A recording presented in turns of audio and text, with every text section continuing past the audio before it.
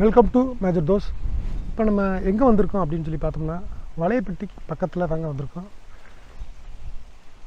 வலையப்பட்டி ஜமீனுக்கு சொந்தமான ஒரு மிக பழமையான ஒரு கோயிலை பற்றி தாங்க நம்ம பார்க்க போகிறோம். என்ன பழமையான பார்த்தீங்கன்னா, இது கிட்டத்தட்ட வந்து ஒரு 200-250 வருஷத்துக்கு முன்னாடி கட்டினதுங்க. வாங்க கோயிலுக்குள்ளே போகலாம். பார்த்தீங்கன்னா, இந்த கோயிலுக்குள்ளே போகிறதுக்கு முன்னாடி பார்த்தீங்கன்னா இதோட பெரிய பெரிய கோட்டை மாதிரி தாங்க அந்த இதோட மதில் சுவர் இருக்குது. பார்த்தீங்கன்னா இது கிட்டத்தட்ட ஒரு 15 அடி ஹைட்டில் தாங்க கட்டியிருக்காங்க. எப்படி கட்டியிருக்காங்கன்னு பார்த்தீங்கன்னா, வெறும் சுண்ணாம்பு அந்த செங்கல் வச்சு கட்டியிருக்காங்க, அந்த காலத்து செங்கல்.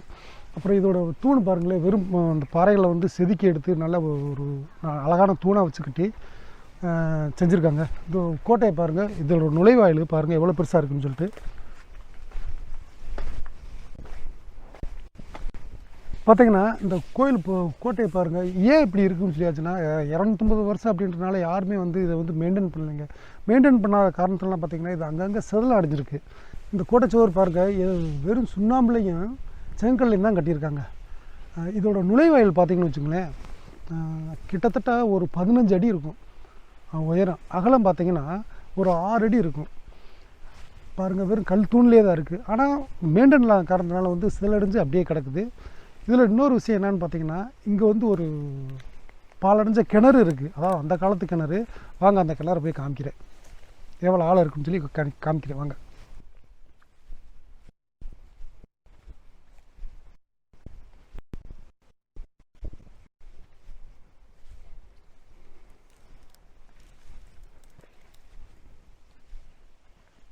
இப்போ பார்த்தீங்கன்னா நான் சொன்ன கிணறு இதுதாங்க. இது பாருங்கள் அந்த காலத்துலேயே எப்படி வந்து வெறும் விமர்சையாக கட்டியிருக்காங்கன்னு பாருங்கள். ஆனால் நாங்கள் கொஞ்சம் கஷ்டப்பட்டு தான் எடுக்கிறோம். இதோட ஆழம் எவ்வளோன்னு தெரியாது, எட்டி பார்க்கவே பயமாக இருக்குது. ரொம்ப கல்லே தான் கட்டியிருக்காங்க. இப்போ தண்ணி இருக்கா இல்லையான்னு கூட எங்களுக்கு தெரியாது. இந்த கிணறு தாங்க தர கிணறுன்னு சொல்லுவாங்க பாருங்கள். ஆனால் இதில் வந்து இப்போதைக்கு தண்ணி இல்லை, எட்டி பார்த்தேன்னு தெரியுது. அந்த காலத்துலேயே இந்த லெவலில் கட்டியிருக்காங்க. ஒரு விசேஷம் அப்படின்னு சொல்லியாச்சுன்னா இதிலிருந்து தான் தண்ணி எடுத்து பூஜை எல்லாம் பண்ணுவாங்க. வாங்க கோயிலுக்குள்ளே போகலாம். கோயிலும் பாருங்கள், இந்த இடம் பார்த்திங்கன்னா கிட்டத்தட்ட வந்து ஒரு 1.5 ஏக்கர் சுற்றுலாவில் கட்டியிருக்காங்க. 1.5 ஏக்கரில் ஒரு 2-3 ஏக்கர் வரும் பாருங்கள், உங்களுக்கே தெரியும். ஆனால் என்ன மெயின்டைன் பண்ணாத ஒரு காரணத்தினால பூரா செதலடைஞ்சிருக்கு. அதான் உங்களுக்கு வந்து காமிக்கிறேன் எப்படி என்னன்னு பாருங்கள். உள்ளே வாங்க. இது இங்கே 2 கோயிலாக இருக்குது. ஒன்று வந்து நாராயணன் கோயில். இந்த கோயில் இதில் இருக்க சாமி என்ன சாமின்னு எனக்கு தெரியாது. ஆனால் பாருங்கள் எப்படி இருக்குன்னு பாருங்கள். ஒன்றொன்றும் புறமே கல் தூணில் தாங்க இருக்குது. அந்த காலத்தில் இந்த மாதிரி கல் தூணெலாம் வந்து செதுக்கி இந்த மாதிரி கட்டியிருக்காங்க பாருங்கள். சாமிக்கு நேரம் அங்கே நுக்கில் வச்சு தாங்க வந்து பூஜை பண்ணுவாங்க. பூஜை பண்ணி முடிச்சுட்டு தான் போவாங்க. இந்த பூஜை இடத்த பாருங்கள், உள்ளே போகலாம்.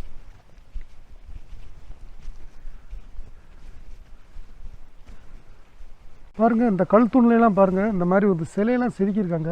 எந்த மாதிரி எவ்வளோ அழகாக இருக்குன்னு பாருங்கள். பாருங்கள் இந்த மாதிரி சாமி சிலையெல்லாம் வந்து கல்லுலேயே செதுக்கியிருக்காங்க பாருங்கள் எந்த மாதிரின்னு. ஒவ்வொரு தூண்லேயும் வந்து அந்த சாமியோட சிலையெல்லாம் இருக்குங்க. வாங்க உள்ளே போகலாம். ஆனால் உள்ளே போகிறதுக்கே உங்களுக்கே பயமாக தான் இருக்குது. ஆனால் இருந்தாலும் ரிஸ்க்கான வேலையாக இருந்தாலும் உங்களுக்கு இந்த வீடியோ போகிறதுக்காண்டி தான் காமிக்கிறேன். அதாவது இது வந்து எல்லாத்துக்கும் தெரிஞ்சிருக்கணுங்க. குறைஞ்சது ஒரு அறநிலையத்துறைக்கு தெரிஞ்சால் கூட இதை வந்து கொஞ்சம் மெயின்டைன் பண்ணுவாங்க அப்படின்ற காரணத்தினால தான் இந்த வீடியோவே போடுறேன். பாருங்கள் வாங்க உள்ளே போங்க. பாருங்கள் இந்த கல் தூணெல்லாம் பார்த்துங்க, பூராமே கல் தூணில் தாங்க வச்சு கட்டியிருக்காங்க. அதாவது ரொம்ப வருஷம் ஆனதுனால வந்து இதெல்லாம் மெயின்டைன் பண்ணதுனால வந்து உடஞ்சிருக்கு. பாருங்கள் எவ்வளோ டேஞ்சராக இருக்குன்னு பாருங்கள். பூராமே கல் தாங்க, வேறு எதுவுமே இல்லை. அதுக்குள்ளே வந்து இந்த வேர் வந்து வந்ததுனால வந்து அங்கங்கே வந்து உடஞ்சிருச்சு. அங்கே கோயிலுக்குள்ளே போகலாம்.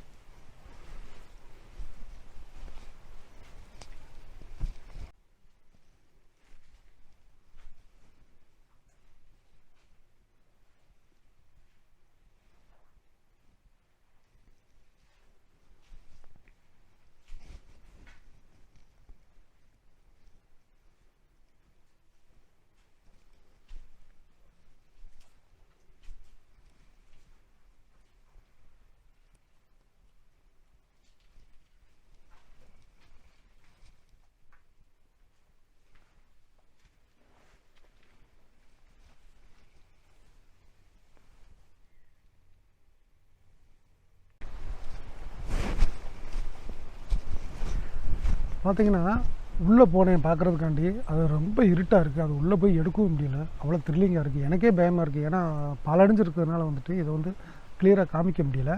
வாங்க, இன்னொரு கோயில் இருக்குது, அதையும் போய் பார்க்கலாம் எப்படி இருக்குன்னு.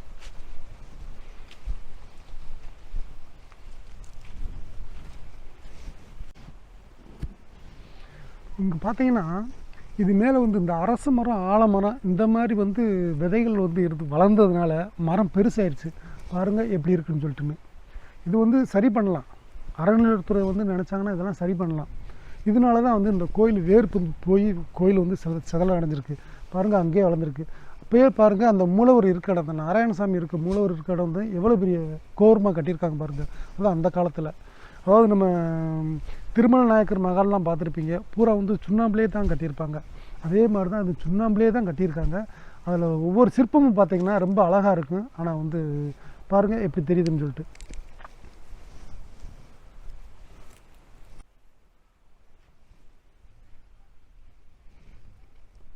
இந்த நாராயணசாமி கோயிலுக்குள்ளே போகிறதுக்கு முன்னாடி இதோட செவுர் பார்த்திங்கன்னு வச்சுங்களேன், கிட்டத்தட்ட 4 அடி அகலத்தில் இருக்குங்க. அது ஃபுல்லாக கர்ணக்கல்னு சொல்லி, அந்த கர்ணக்கல்லே அந்த காலத்தில் கட்டியிருக்காங்க. பூரா பெரிய பெரிய கல். பாருங்கள் எப்படி இருக்குன்னு சொல்லிட்டு. கர்ணக்கல்லுக்கு இடையில வந்துட்டு செங்கக்கல்லும் வச்சுருக்காங்க. செங்கக்கல் சுண்ணாம்பு வச்சுட்டு.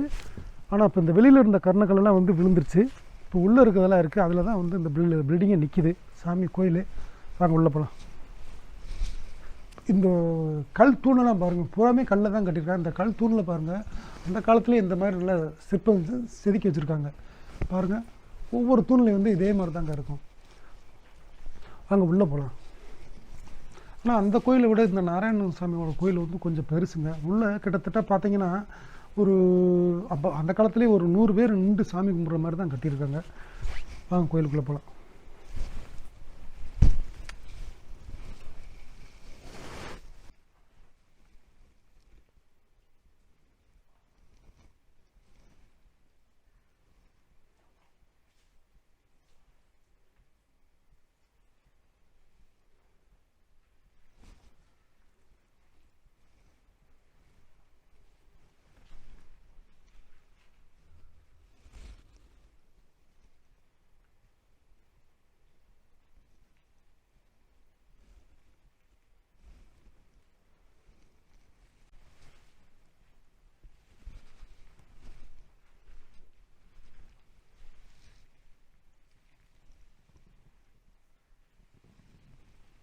இதோட கல்லெல்லாம் எவ்வளோ பெரிய பெரிய பெரிய கல் வச்சு தான் கட்டியிருக்காருன்னு பாருங்கள்.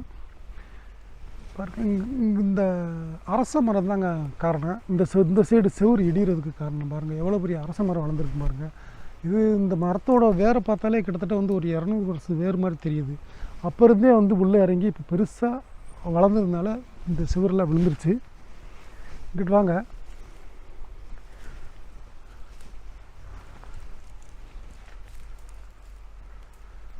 பாருங்கள், அங்கேயும் இந்த மூலவர் இருக்க இடத்துலையும் பாருங்கள், மேலே இருக்க அந்த சிலை கூட தெரியாத அளவுக்கு வந்து இந்த ஆலமரம் எல்லாம் வளர்ந்துருக்கு.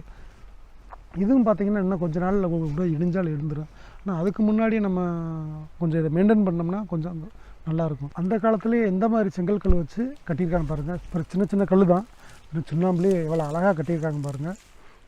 அது கிட்டத்தட்ட 200 வருஷமாக தாங்கிக்கிட்டு நிற்கிது. பாருங்கள், நம்ம வந்து கோயிலுக்கு, அதாவது மூலவர் அறைக்கு பின்னாடி தான் இருக்கும். கரெக்டாக பின்னாடி சைடு பாருங்கள் எந்த மாதிரி வந்து உங்களுக்கு வந்து இந்த சிற்பக்கலையெல்லாம் வந்து செஞ்சுருக்கான்னு பாருங்கள். கிட்டத்தட்ட 250 வருஷத்துக்கு முன்னாடி தாங்க அதிகமாக நல்ல சிற்பக்கலையெல்லாம் செஞ்சுருக்காங்க. பாருங்கள் எந்த மாதிரி இருக்குன்னு சொல்லிட்டு. இந்த கோயில் பார்த்திங்கன்னா ரொம்ப மரமாக தான் இருக்குது. அதாவது இதுக்குள்ளேலாம் எனக்கு வந்து செப்பல் இல்லாமல் போகிறதுக்கு ரொம்ப கஷ்டமாக இருக்குது. கோயிலுக்குள்ளே செருப்பெல்லாம் போட்டு வரக்கூடாது, அதனால தாங்க வந்துட்டேன். ஆனால் முள்ளாக இதாக இருக்குது. அதாவது நம்ம முன்னோர்கள் வந்து ரொம்ப நேர்த்தியாக அந்த காலத்துலேயே வந்து கோயிலெலாம் கட்டி பிரார்த்தனை பண்ணி எல்லாம் பண்ணியிருக்காங்க. அதை வந்து இப்போ நம்மளால் வந்து மெயின்டைன் பண்ண முடியல. ஆனால் இதை வந்து பார்த்திங்கன்னா பழங்கால கோயிலில் வந்து மெயின்டைன் பண்ணுறதுக்கு யாருன்னு பார்த்தா அறநிலையத்துறை தான். அவங்களுக்கு இது கண்ணுக்கு போகும் தொட்டிக்கு இதை வந்து ஷேர் பண்ணுங்கள். இந்த மாதிரி இந்த கோயில் இவ்வளோ பாழடைஞ்சு இருக்குது அப்படின்னு தெரிஞ்சால் அவங்க வந்து அறநிலையத்துறையாக பார்த்து, இல்லைன்னா அரசாங்கமாக பார்த்து இந்த கோயிலை வந்து மெயின்டைன் பண்ணாங்கன்னா நல்லா வந்து பூஜை பண்ணலாம், நல்லா ஒரு திருவிழாவும் கொண்டாடலாம். உங்களுக்கு இந்த சேனல் வந்து பிடிச்சிருந்தா ஷேர் பண்ணுங்கள், லைக் பண்ணுங்கள், சப்ஸ்கிரைப் பண்ணுங்கள். பாய்.